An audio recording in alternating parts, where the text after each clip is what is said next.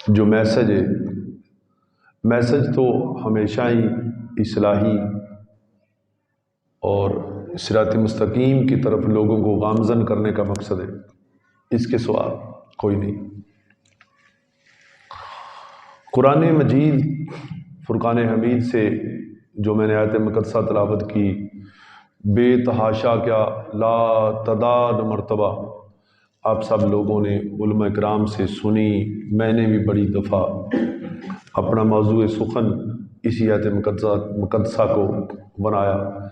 لیکن قرآن ایک ایسا سمندر ہے کہ جسے جتنی مرتبہ پڑھو ہر بار ایک عجیب و غریب اور ایک عظیم عنوان آپ کو نظر آئے۔ 14 یا 1500 برس کسی کتاب کو مسلسل پڑھا جائے تو اس کے پڑھنے والے اکتا جائیں گے کہ یار اتنی مرتبہ پڑھ لی۔ واحد اس کائنات کے اندر قرآن مجید کی ایک کتاب ہے جس کو اللہ کریم لا ریب بھی فرماتا ہے، تو اس میں کوئی شک کی گنجائش بھی نہیں۔ اور پھر یہ واحد ایک ایسی کتاب ہے کہ جس کو جتنی مرتبہ پڑھتے جاؤ اتنی مرتبہ ہی انسان کے لیے ایک عجیب و غریب بہار نظر آتی ہے، اور پڑھنے والا اکتاتا نہیں ہے، پڑھنے والا اس کا عاشق بنتا جاتا ہے، اس کا سینہ اللہ تبارک و تعالیٰ روشن کرتا جاتا ہے۔ تو ایک ایک حرف جیسے الف لام میم بزارن، یہ 3 حروف ہیں۔ نبی اکرم نور مجسم صلی اللہ تعالی وسلم فرماتے کہ قرآن کا ایک حرف انسان تلاوت کرے تو اسے 10 نیکیاں ملتی ہیں۔ ایک حرف یعنی الف ایک حرف ہے، اور اس کے پڑھنے پہ نیکیاں کتنی ملی؟ 10 نیکیاں۔ الف لام میم یہ 3 حروف ہیں، تو اکٹھا کر کے یہ ایک بن جاتے ہیں، اور علیحدہ علیحدہ یہ 3 ہیں۔ ہر حرف کے بدلے 10 نیکیاں۔ تو اس کو جتنا بڑھاتے جائیں تو یہ ایک مرتبہ پڑھنے سے، حدیث مبارکہ میں آتا ہے کہ انسان ایک مرتبہ یہ پڑھتا ہے تو اسے اللہ تبارک و تعالیٰ 90 نیکیاں عطا فرماتا ہے۔ پوری کائنات کے اندر آپ جس مرضی سمیسٹر میں چلے جائیں، جس مرضی سبجیکٹ میں چلے جائیں، جس مرضی نصاب میں چلے جائیں، اگر کسی نصاب کے ایک حرف پڑھنے سے آپ کو 10 نیکیاں ملیں گی تو وہ صرف اور صرف قرآن مجید میں، وہ باقی ٹھیک ہے پڑھ لیا ٹھیک ہے، نہیں پڑھا تو نہیں۔ کل میں ایک علامہ صاحب کی گفتگو سن رہا تھا، وہ کسی کمشنر کا واقعہ سنا رہے تھے کہ کوئی کمشنر تھا، نام نہیں لیا انہوں نے کہ پڑھتا رہنا چاہیے، وہ کمشنر بن گیا۔ کمشنر اب ایک ضلع کا مالک ہے، تو جب کمشنر کا والد فوت ہوا تو کمشنر اب دین سے اتنی دوری کہ جب نماز جنازہ کھڑی ہوئی تو اس کے پاس ایک رومال تھا کمشنر کے پاس، تو وہ اپنی ماتھے والی جگہ پہ بچھانے لگا۔ ساتھ والے دوست نے پوچھا بھائی آپ سر یہ کیوں کر رہے ہیں؟ کہنے لگا یار یہاں پہ مٹی ہے، تو جب سجدہ کریں گے تو پیشانی کو مٹی لگ جائے گی۔ اس نے کہا افسوس ہے تیری کمشنری پر، اور افسوس ہے اس سامنے پڑے والد پر جس نے تجھے کمشنر تو بنا دیا لیکن نماز جنازہ پڑھنے کا طریقہ نہ سکھا سکا۔ آج تیرے والد کی میت اپنے فیصلے پہ افسوس ماتم کرتی ہوگی کہ کاش میں اپنے بیٹے کو قرآن پڑھاتا، اور کاش یہ آج اسے یہ تو احساس ہوتا کہ میں نے اپنے والد کا جنازہ کیسے پڑھا۔ اس لیے قرآن کی بڑی ہی برکات ہے، قرآن پاک ہے ہی رحمت ہے، اور پھر قرآن مومنوں کے لیے شفا ہے، قرآن میں شفا ہے۔ قرآن پاک کی جو میں نے آیت مقدسہ تلاوت کی، اس کا ترجمہ ہے کہ الا ان اولیاء اللہ لا خوف علیہم ولا هم یحزنون، یعنی کہ جو اللہ کے، بے شک جو اللہ کے ولی، اللہ کے دوست ہیں، انہیں کوئی ڈر، کوئی خوف نہیں۔ وہ لا خوفن ہے، لا خوفن یعنی لا کا مطلب کہ نہ، کوئی خوف نہیں، کوئی غم نہیں۔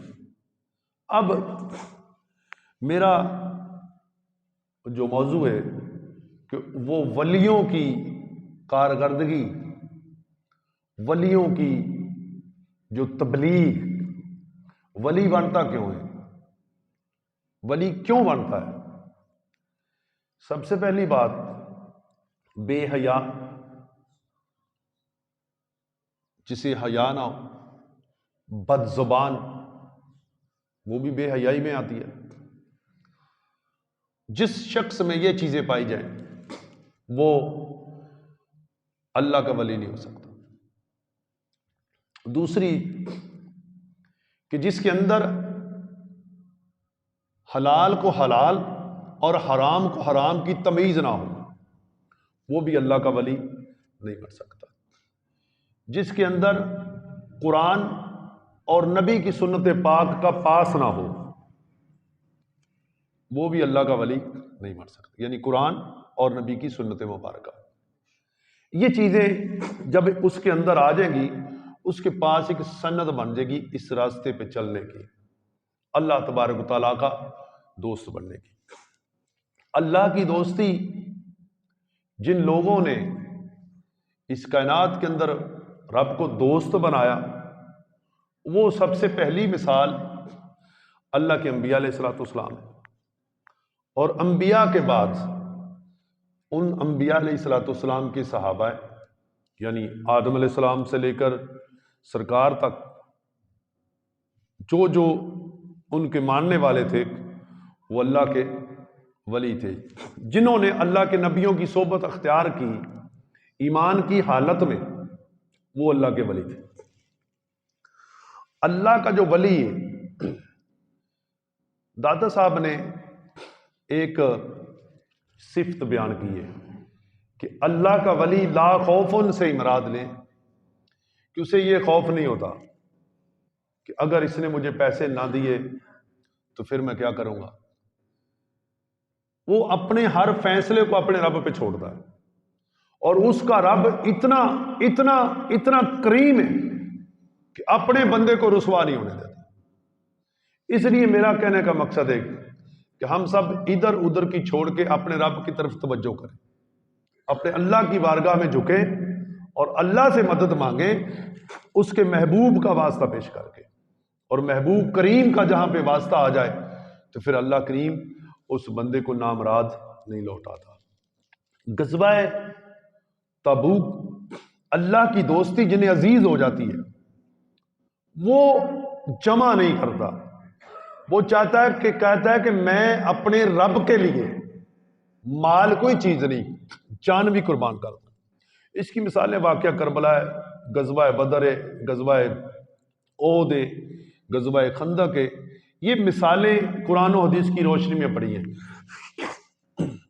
غزوہ تبوک کے موقع پہ سرکار دو عالم صلی اللہ تعالی علیہ وسلم نے صحابہ سے فرمایا، بھائی اسلام کی مدد کرو۔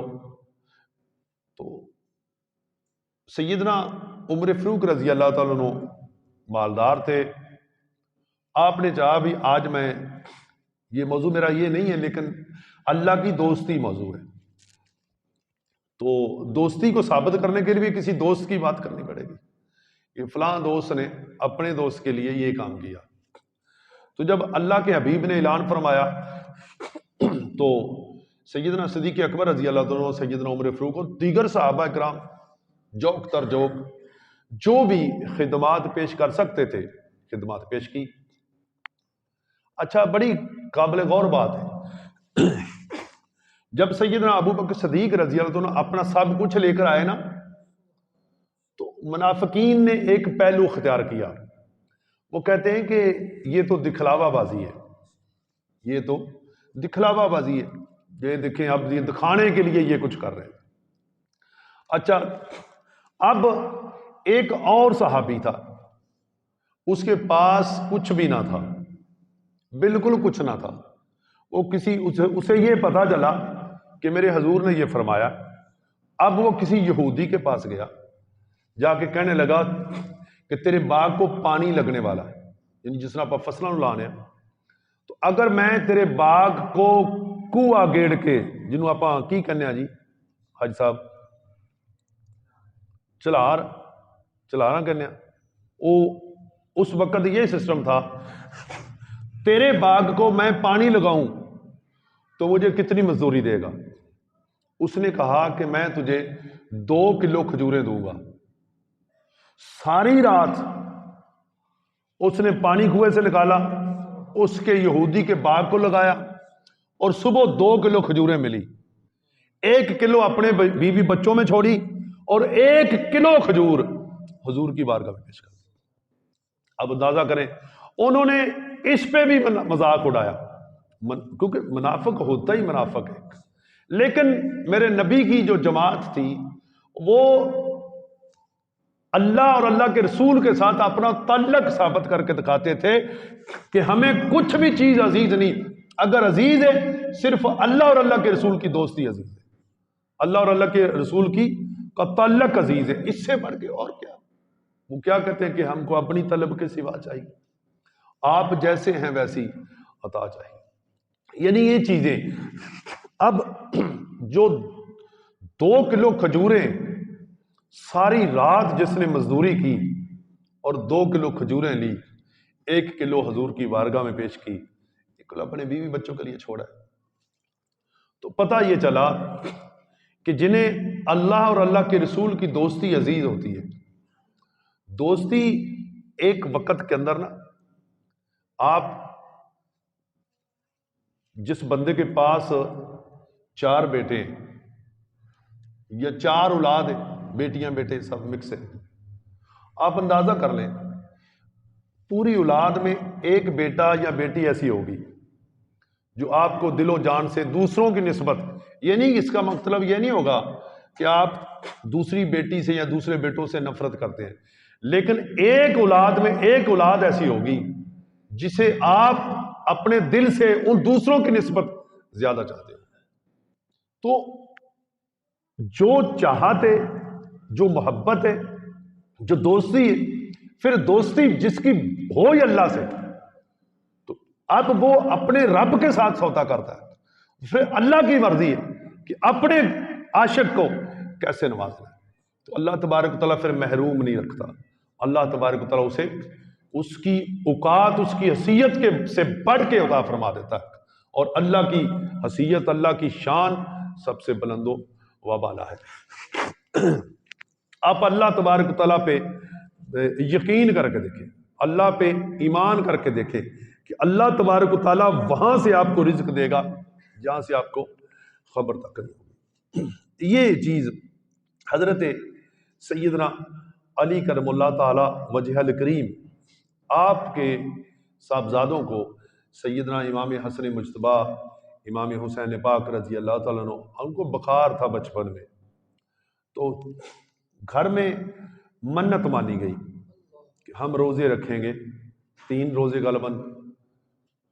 تو اللہ تبارک و تعالیٰ حسن اور حسین کو رضی اللہ تعالیٰ عنہ صحت عطا فرمائے. تو جب بخار اتر گیا، اب روزہ رکھنا تھا. اب روزہ رکھنے کے لیے ظاہری بات ہے، غریب سے غریب بھی بندہ ہو تو وہ صبح کوئی اچھا کھانے کا اہتمام کرتا ہے. اب روزے آ رہے ہیں، قریب آ رہے ہیں، تو روزہ رکھنا تھا. یہ روزہ بھی بڑی چیزیں کی ہمیں آپس میں محبت، انس، پیار کا ایک درس دیتا ہے. جب آپ کو پیاس لگتی ہے، بھوک لگتی ہے، پھر آپ کو کسی غریب کا، کسی بھوکے کا، کسی پیاسے کی اس شدت کا بے تکلف کے ساتھ آپ کو احساس ہوتا ہے کہ یار بھوک یہ چیز ہے، پیاس یہ چیز ہے، اور کتنی تکلیف ہوتی ہے کہ انسان جب بھوکا ہو، جب پیاسا ہو. تو یہ ایک سسٹمیٹیکل طریقے کے ساتھ اللہ کریم انسان کو احساس دلاتا ہے کہ دیکھو یہ چیز ہے. تو جب انسان یہ سمجھتا ہے تو پھر وہ خدمت خلق کرتا ہے، لوگوں میں وہ کھانا پکاتا ہے، وہ جو اپنی توفیق کے مطابق وہ لوگوں کو چیزیں دیتا ہے تاکہ اللہ تبارک و تعالیٰ اس پہ کرم کرے۔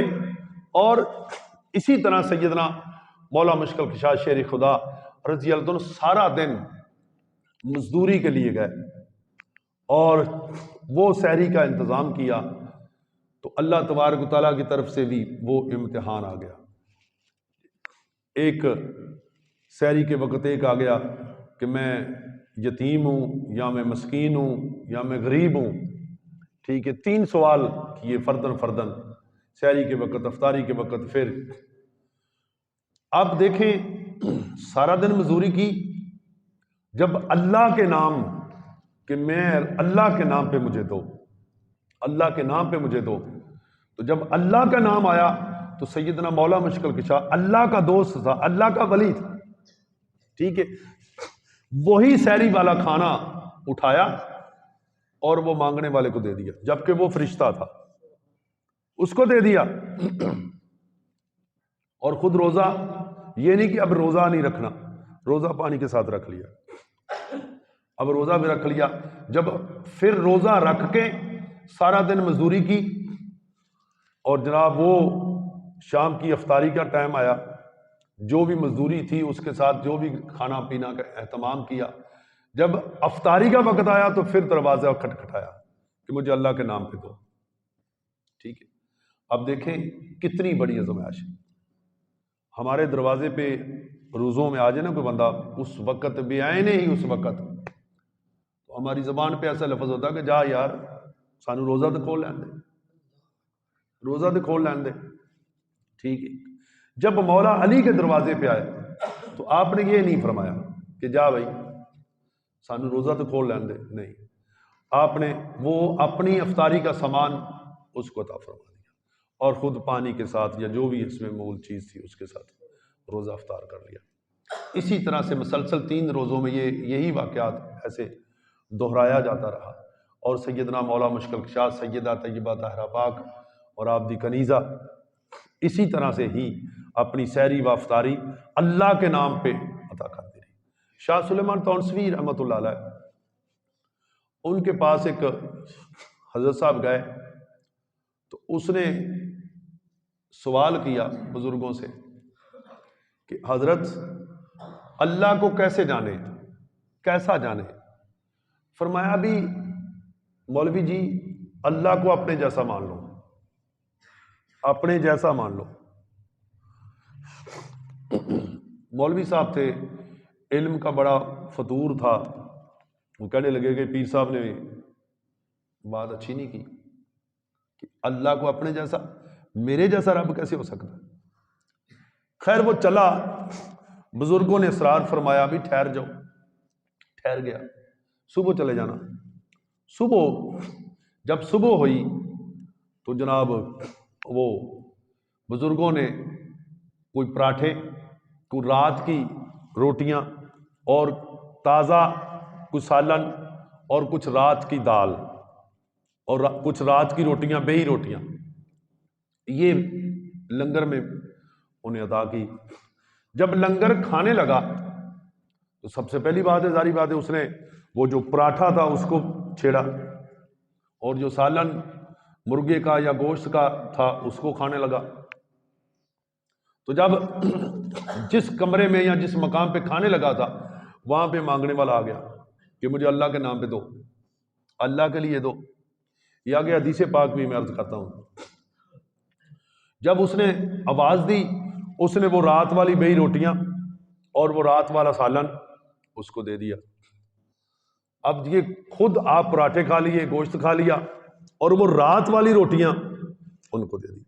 ہم یہ جو ساتہ چلیسواں کل خانی کرتے ہیں نا، یا کسی جگہ پہ کوئی ختم پہ جاتے ہیں تو مارکیٹ سے نا سب سے سستا فروٹ خریدتے ہیں، سب سے ناقص، یہ رب کو دینا ہے، مردے نے نہیں کھانا، یہ اللہ کو دینا ہے، اور جو اللہ کے لیے دینا ہے وہ سب سے ناقص، اور خود اپنے لیے کیا پسند کرتے ہو۔ یہی شاہ سلیمان تونسوی نے فرمایا بھی اللہ کو اپنے جیسا مان لو۔ اس نے کہا ایسے کیسے ہو سکتا تھا کہ اللہ کو اپنے، میرے جیسا رب کیسے ہو سکتا؟ جب اس کا وہ امتحان آیا تو جب اس نے وہ بیئی روٹیاں دے دی، سالن بھی دے دیا، دال والا دے دیا رات والا، اور جو فریش سالن تھا وہ خود کھا لیا۔ جب خود کھا لیا تو جناب وہ بزرگوں نے بلا لیا، فرمایا مولوی جی تسی کل مسئلہ پوچھا سی، کیا جی؟ ہاں۔ فرمایا کہ اللہ کو اپنے جیسا مان لو۔ اس نے کہا نہیں حضرت ایسے نہیں ہو سکتا، یہ کوئی علمی منطق میں نہیں آ رہا کہ اللہ کو ہم کیسے اپنے جیسا مان لیں۔ تو شاہ سلیمان توسوی رحمۃ اللہ نے فرمایا بھی اگر تم اللہ کو اپنے جیسا مان لیتا نا تو پھر وہ روٹی مانگنے والے کو دیتا جس نے اللہ کے لیے مانگی تھی، تو اللہ کو اپنے جیسا بھی نہیں مان رہا، تو اس کی اصلاح فرما دے۔ ٹھیک ہے، اس لیے جب اللہ کے لیے آپ نے رشتہ داری کرنی ہے، اللہ کے لیے کرنی ہے، دوستی کرنی ہے، اللہ کے لیے کرنی ہے، کسی کے ساتھ حسن سلوک کرنا ہے، اللہ کے لیے کرنا ہے، تو پھر اللہ کے لیے کریں گے۔ یہی چیز میں نے وہ حضرت مولا مشکل شاہ کی پچھلے جمعے پہ یا اس سے پچھلے بیان کی تھی۔ آپ کو کسی نے پوچھا کہ علی آپ کتنی عبادت کرتے ہیں؟ تو آپ نے فرمایا کہ علی 24 گھنٹے عبادت کرتا ہے۔ انہوں نے کہا بھی 24 گھنٹے کیسے انسان عبادت کر سکتا ہے؟ تو مولا مشکل شاہ نے فرمایا کہ علی کا کھانا بھی اللہ کے لیے، پینا بھی اللہ کے لیے، سونا بھی اللہ کے لیے، اٹھنا بھی اللہ کے لیے۔ جب تمام چیزیں اللہ کے لیے، تو جب جو سب چیزیں ہیں اللہ کے لیے، وہ سب کو کرنا اللہ کی عبادت بن جاتا ہے۔ تو جب اللہ کی عبادت بن جاتا ہے